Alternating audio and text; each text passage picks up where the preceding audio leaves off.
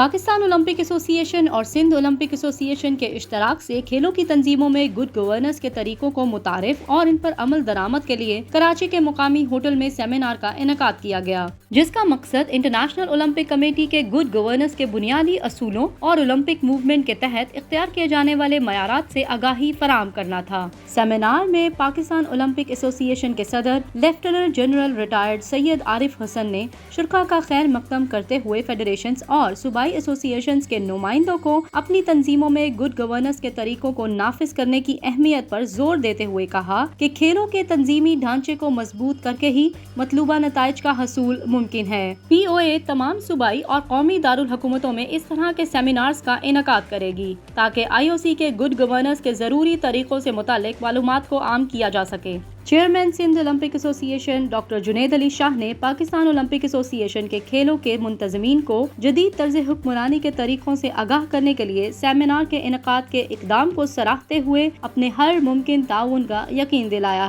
Seminar میں secretary general P او اے محمد خالد محمود، محمد عاطف اور doctor Tariq علی گجر نے گڈ گورننس کے طریقوں کے بارے میں خیالات اور عملی معلومات سے متعلق شرکاء کو آگاہی فراہم کی۔ پاکستان ایسوسی ایشن نے اس سے قبل لاہور میں ایتھلیٹس کے لیے ڈوپنگ اور ہراسمنٹ سمیت دیگر اہم ایشوز پر سیمینار کا انعقاد کیا تھا۔ پی او اے کے سیکریٹری جنرل خالد محمود کا کہنا ہے کہ ایتھلیٹس اولمپک موومنٹ میں ریڑھ کی ہڈی کی حیثیت رکھتے ہیں اور انہیں بااختیار بنانے کے لیے مستقبل میں بھی سیمینار اور فورم منعقد کرتے رہیں گے۔